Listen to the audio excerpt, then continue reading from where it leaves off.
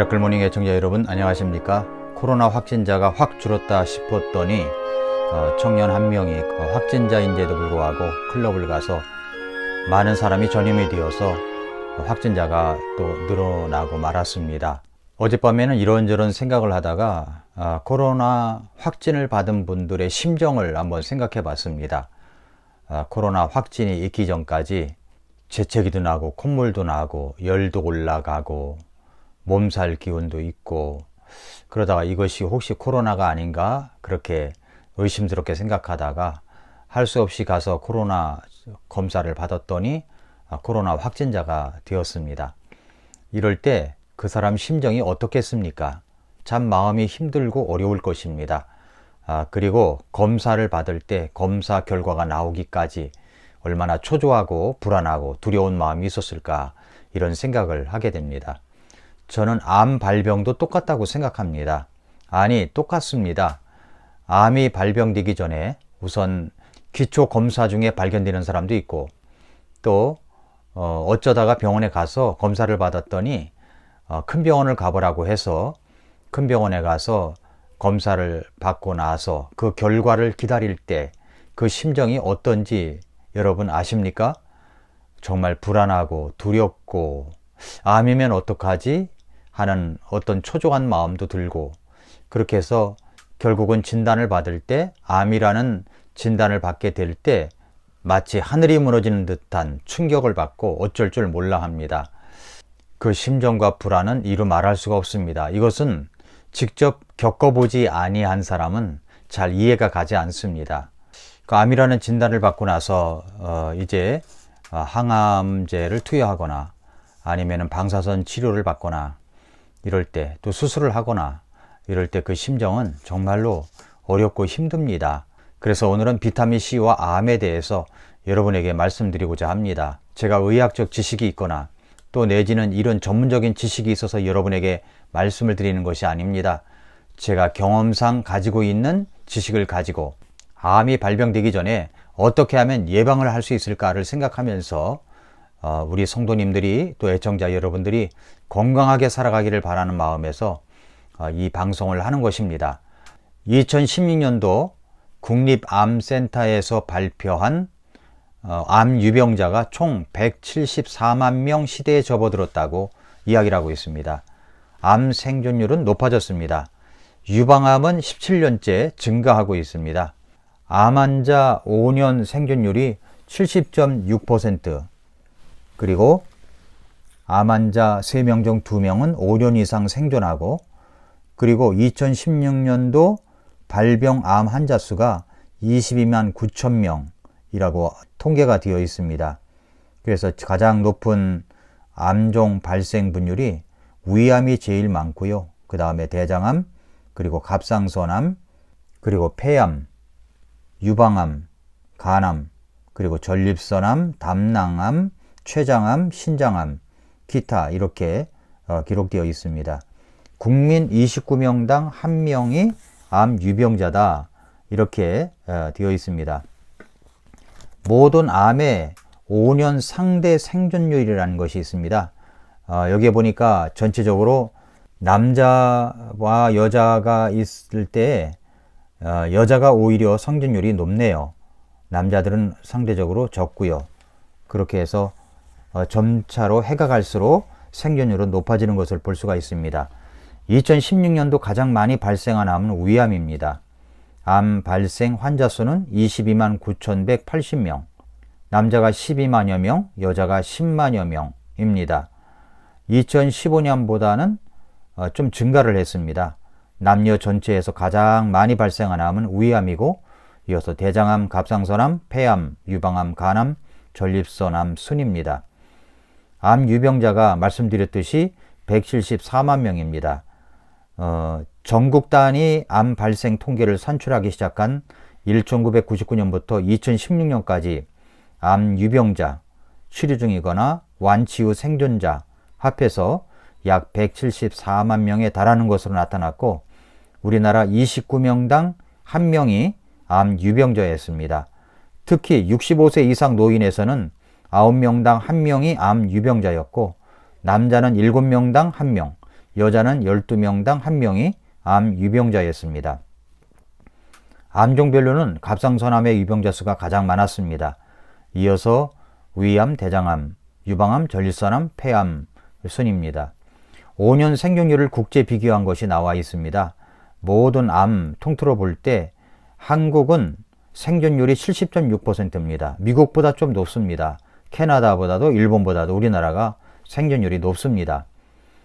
위암은 전체 미국, 캐나다, 일본보다도 훨씬 더 생존율이 높고요. 대장암도 훨씬 더 높습니다. 갑상선암은 우리나라 생존율이 100%입니다. 미국은 98%, 캐나다, 일본 순으로 되어 있습니다. 폐암은 일본보다 약간 작네요. 27.6%. 유방암은 미국, 캐나다, 일본보다 높습니다. 간암도 한국이 생존율이 더 높습니다. 전립선암은 다른 나라보다 좀 생존율이 좀 떨어집니다. 그렇지만은 93.9%입니다. 췌장암에 걸리면 생존율이 어렵다고 하는데 미국, 캐나다, 일본보다도 우리나라가 11%로 많습니다. 자궁경부암도 다른 나라보다 생존율이 높습니다. 이렇게 암에 걸리고 나면 여러 가지로 이제 생존율을 볼 때 우리나라가 점차적으로 높아지는 것을 볼 수가 있습니다. 암이 발병되면 우선 음식에 관한 문제가 대두되죠. 그래서 암 환자 식단이라는 것이 따로 있지 않습니까?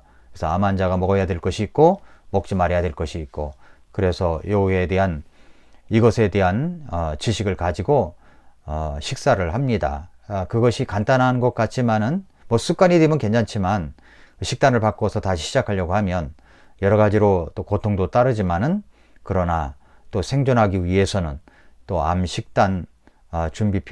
식단표를 참고해서 식사를 하는 것이 필요하다고 생각이 됩니다. 저도 암 유병자 176만 명 속에 속한 한 사람입니다. 이제 시간이 많이 지났기 때문에 이제 1년에서 1년 반 정도의 병원에 가서 한 번씩 진단을 받습니다. 검사를 받습니다. 일단 병원에서 암이라는 확진을 받게 되면 병원에서 하라는 대로, 의사가 하라는 대로 할 수밖에 없습니다. 수술하라고 그러면 수술해야 되고요. 또 방사선 치료하라고 그러면 방사선 치료를 해야 하고요. 항암 치료를 해야 됩니다. 그러면 그걸 해야 됩니다. 여기에서 나는 그렇게 하지 않아도 다른 생존할 수 있는 대안이 있습니다 라고 말할 수 있는 사람은 그렇게 많지가 않습니다. 그래서 병원에서 시키는 대로, 하라는 대로 하죠. 그러나 항암 치료, 방사선 치료를 받으면 이것에 대해서 부정적으로 이야기하는 사람들도 많이 있습니다. 한번 귀 기울여 볼 필요가 있습니다. 그러나 일단 암 환자에게 그런 얘기하기가 쉽지 않습니다. 본인이 결정해야 될 일이고, 본인이 어떤 지식을 가지고 결정해야 될 일입니다. 본인이 선택해야 될 일이죠. 옛날 70년 이후로 우리나라에 암이 걸리면 거의 죽는다고 했습니다. 그래서 암 하면 죽는다고 생각이 된 거죠. 그러나 지금은 그렇지 않습니다. 암 환자 생존율이 점점 더 높아져 가고 있습니다. 그러므로 암 환우 여러분, 기죽지 마십시오. 암 환자 가족 여러분, 치료될 수가 있습니다. 희망을 가지시고 또 최선을 다해 주시면 일어날 수가 있습니다. 저는 이제 암이라는 발병이 되고 나서 많은 책을 봤습니다. 제가 옆에 이제 책을 이렇게 다 갖고 왔는데, 우선 최근에 이제 본 책이 비타민 C에 관한 책이고요. 그리고 이제 고창순 박사님의 암에게 절대 기죽지 말라. 이것은 고창순 박사님은 암의 대가입니다. 20대는 대장암, 50대는 십이지장암, 60대는 간암, 50년 동안 3번의 암을 이겨낸 고창순 박사의 암과의 싸움에서 암 다스리는 법, 이것에 대해서 이야기를 하고 있고요. 그리고 또 내 몸 사용 설명서라고 하는 책도 있습니다. 또 이상구 박사, 유명하신 분이죠. 유전자 건강혁명이라는 책도 있습니다. 그리고 뭐 이런 책도 있습니다. 우리 집 주치의의 자연의학, 이런 책도 봤고요. 또 신우섭 선생님의 의사의 반란, 이것도 좀 읽어볼 만합니다. 그리고 효소의 식상알로 장이 살아난다. 그리고 이진호 박사님의 슈퍼미네랄 요도, 이 갑상선에 문제가 있는 분들은 이 요오드라는 책을 보시고 요오드를 꼭 복용하셔야 됩니다. 그리고 이제 제가 즐겨봤던 책 중에 이제 황성주 박사님의 책입니다. 암은 없다. 암은 없다라는 책이고요. 또 하나는 암 재발은 없다. 이 책입니다. 이 책들을 제가 암이 발병하고 나서 참 많이 봤습니다. 그 가운데서도 제가 읽었던 책 가운데 이황재 박사님의 비타민C 이야기, 이 책은 정말로 아주 놀라운 책입니다. 암이 발병되기 전에 암 예방 차원에서 여러분이 비타민C를 복용한다면 정말 좋겠습니다. 우리 사랑하는 성도님들, 비타민C를 꼭 복용하십시오. 그건 본인이 선택을 해야 됩니다. 제가 이렇게 하라고 해서 하는 게 아니라 본인이 이건 정말 확실하다 라는 생각을 갖고서 이 비타민C를 복용하신다면 여러 가지로 우리가 암을 예방할 수가 있고 건강을 유지할 수가 있습니다. 이황재 박사님의 비타민C 이야기 책 중에 194페이지에 보면은 이런 내용이 나옵니다. 항암 치료를 이제 조기 발견을 해서 항암 치료를 하게 되면은 1차 항암제라는 것이 있습니다. 이 치료법은 암세포를 잘 죽이긴 하지만 동시에 정상세포 중에 끊임없이 증식하는 성격을 갖는 골수세포나 상피세포를 죽이기 때문에 이 심각한 부작용이 따르게 된다는 겁니다. 그래서 1차 항암제가 여러 가지로 부작용이 따른다는 것을 알고 있어야 됩니다. 그렇기 때문에 항암제를 맞으면 안 된다. 이렇게 부정적으로 항암제를 맞는 거에 대해서 부정적으로 이야기하는 사람이 생겨나는 것입니다. 2차 항암제라는 것이 있는데 이것은 표적 항암제라고 합니다. 1세대 항암제가 보였던 이 치명적인 부작용을 현저하게 줄였고 효과도 경우에 따라서 탁월한 것으로 평가되고 있습니다. 그러나 어느 정도 반복되면 이게 내성이 생기게 된다고 합니다. 그래서 예측하지 못한 부작용이 발생할 수 있다는 점을 드러냈습니다. 3세대 항암제라는 것이 있습니다. 아직 그 효능이 보편화되진 않았지만은 꿈의 3세대 항암제라는 면역 기능을 조절함으로 가장 특이적으로 얌전하게 암세포만을 죽일 수 있다는 이론을 제시한 면역 항암제라고 할 수가 있습니다. 그런데 이런 항암제 역할을 하는 것이 뭐냐? 바로 비타민C라고 하는 겁니다. 비타민C. 비타민C와 암 치료 사이에 어떤 관계가 있습니다. 그것은 바로 비타민C가 항암 기능을 보인다는 사실입니다. 1970년대에 라이너스 폴링 박사가 거대 용량의 비타민C를 주장한 이후에 카메룬 등의 꽤 많은 임상 의사들이 이에 호응하여 암 환자들에게 거대 용량의 비타민C를 사용하게 되었고 긍정적인 결과와 부정적인 결과 모두 보고된 바가 있습니다. 거대 용량의 비타민C를 암 환자에게 투여했을 때 직접 암세포도 죽일 수 있음이 입증이 되었습니다. 그래서 이제는 더 이상 비타민C의 항암 효과에 대해서 의심할 수 없는 단계에 이르렀다고 이황재 박사님은 이야기하고 있습니다. 항암 치료제의 하나로 비타민C가 분명하게 자리매김이 되었다는 거죠. 그래서 이 암 환자들은 비타민C로 인하여 암의 치료의 기능을 맛보려면 하루에 한 알 또는 한 끼에 한 알 이렇게 먹어서는 안 되고 고용량 용법을 복용해야 된다는 겁니다. 고용량 용법으로 해야 된다는 것입니다. 그래서 메가도스 고용량 비타민C를 복용을 해야만 이것이 효과가 있게 된다고 이야기하고 있습니다. 그래서 저도 비타민C를 하루에 1000mg, 그러니까 10알을 먹고 있습니다. 아침, 점심, 저녁으로 해서 3알, 4알, 3알 이렇게 먹고 있고요. 몸이 좀 피곤하고 무슨 감기 기운이 좀 오는 것 같다 그러면은 더 많이 먹습니다. 그렇게 하여 비타민C의 효능을 경험하고 있습니다. 앞으로 이제 제가 비타민C를 먹은 지가 얼마 되지 않았기 때문에 앞으로 1년이 가고 2년이 가고 이제 10년이 가면 이 비타민C의 효능을 더욱더 제가 느낄 수 있을 것이라고 생각합니다. 그때 제가 다시 한번 비타민C 고용량 메가도스를 한 결과 어떤 결과가 있는지 다시 한번 말씀드리는 시간을 갖도록 하겠습니다. 사랑하는 애청자 여러분, 하나님은 우리가 잘 되기를 원하십니다. 특별히 요한 3서 2절에서 사랑하는 자여 무엇보다도 네 혼이 형통하는 것 같이 네가 형통하고 건강하기를 내가 바라노라 이렇게 말씀을 했습니다. 우리의 꿈 리스트에는 모세처럼 건강하게 살다가 건강하게 죽는다 이런 꿈 리스트가 있어야 된다고 생각합니다. 모세는 120세에 죽었습니다. 죽을 때까지 그는 건강한 사람이었습니다. 우리도 그래야 되지 않겠습니까?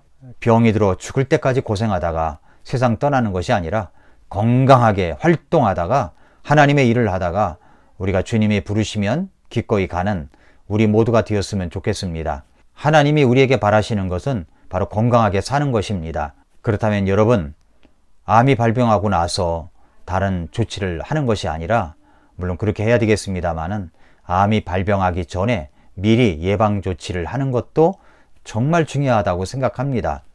그러므로 여러분, 무엇보다도 건강하게 사시기 바랍니다. 그렇게 하기 위하여 다른 여러 가지 요소들도 있겠지만 그 중에 하나, 비타민C를 매일 고용량으로 복용하시기를 바랍니다. 그리하여 건강하게 생활하여 나머지 인생을 하나님께서 원하시는 뜻을 이루는 그런 의미 있는 인생으로 우리의 생을 마감했으면 좋겠습니다. 사랑하는 성도 여러분, 애청자 여러분, 무엇보다도 여러분의 혼이 잘됨 같이 여러분이 잘 되고 건강하기를 예수님의 이름으로 축복합니다. 아침마다 새롭다. 오늘도 미라클 모닝입니다.